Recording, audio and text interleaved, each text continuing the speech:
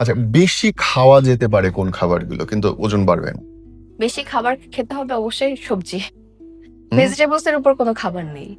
সব সবজি? হ্যাঁ, সব ধরনের সবজি। শাকও খাওয়া যাবে কিন্তু সেটা হচ্ছে ডিপেন্ড করছে যে শারীরিক অবস্থান কি। হুম, হুম, ঠিক আছে? যাদের ক্রিয়েটিনাইনের মাত্রা বেশি, আবার অনেকের থাইরয়েডের যে প্রবলেমটা থাকে, থাইরয়েড যে মানে হাইপোথাইরয়েডিজম যাদের আছে তাদেরকে আমি বলি যে সবুজ শাক, হুম, তারপরে যেকোনো ধরনের আরকি সবুজ রঙের যে শাকগুলো সেগুলো একটু এভয়েড করতে। হুম।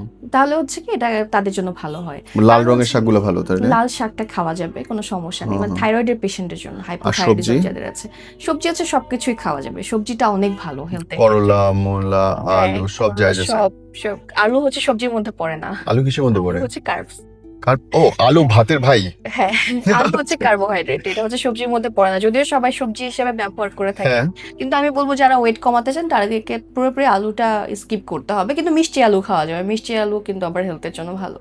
তাই? স্কিনের জন্য ভালো, চুলের জন্য ভালো। মিষ্টি আলু? হ্যাঁ, একদম। মানে তার মানে চুল পড়ে গেলে মিষ্টি আলু কাজে দেয়? হ্যাঁ, অবশ্যই কাজে দেয়। চুল পড়ারও একটা ডায়েট চার্ট আছে। হ্যাঁ? চুল পড়ার ডায়েট চার্ট আছে তো। একটু একটু বলো না, মানে চুল পড়া কমানোর ডায়েট চার্ট কি হয়?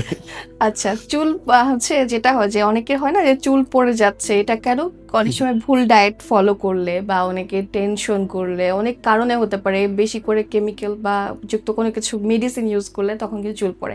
তো সেক্ষেত্রে চুল পড়া কমানোর জন্য আমি সবাইকে বলব যে সকালবেলা ঘুম থেকে ওঠার পর খালি পেটে একটা করে আমলকি খেতে। আমলকি? হ্যাঁ, আমলকিতে 100% ভিটামিন সি আছে। কি বলে? যেমন কমলা লেবুতেও কিন্তু 100% ভিটামিন সি নেই। খুব হলেও হচ্ছে 50-60% এমন হতে পারে। হ্যাঁ। কিন্তু আমলকিতে 100% ভিটামিন সি আছে যেটা কিনা চুল পড়া কমাতে হেল্প করে।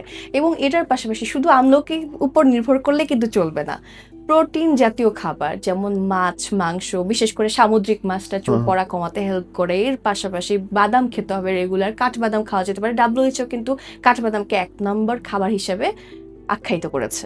তো কাঠবাদাম মানে সেক্ষেত্রে আমাদের এই যে বাদাম যেটা? আলমন্ড নাটস যেটা, আচ্ছা। এটা কিন্তু খুব ভালো হেলথের ক্ষেত্রে। এটা চোখের জন্য ভালো, হার্টের জন্য ভালো, চুলের জন্য ভালো, স্কিনের জন্য ভালো। সো এই ক্ষেত্রে হচ্ছে অবশ্যই এটা খাওয়া যেতে পারে। এবং এর পাশাপাশি হচ্ছে বিভিন্ন ধরনের ওমেগা 3, ওমেগা 6 ফ্যাটি ওষুধযুক্ত যে খাবারগুলো, তারপর হুম, ভিটামিন ই ক্যাপসুল।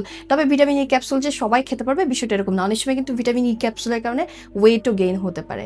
আরেকটা বিষয় আমি তোমাকে হুম, বলি যে অনেক সময় হয় না যে অনেকে অ্যাক্সিডেন্ট করে বা কোনো একটা হুম, সমস্যা হয়। যেমন আমার এক ক্ষেত্রে একটা হয়েছিল, আমি আমার পার্সোনালি বলি হুম, যে কয়েকদিন আগে ২ মাস আগে আমার একটা অ্যাক্সিডেন্ট হয়। হাতে একটু ব্যথা পাই আমি। হুম, তো হাতে ব্যথা পাওয়ার কারণে যেটা হয়েছে যে আমি হাই ডোজের আমার অ্যান্টিবায়োটিক নিতে হয়েছে ডক্টরের হুম, পরামর্শে।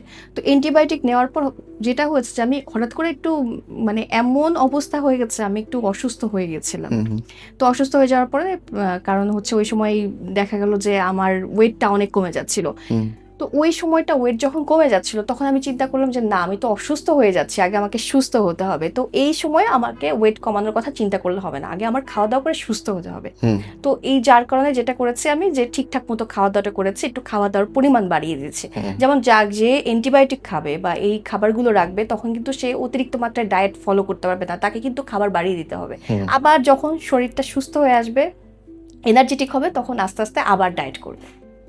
তো এটা ডিপেন্ড করে যে কে কখন কোন সময় ডায়েট করবে।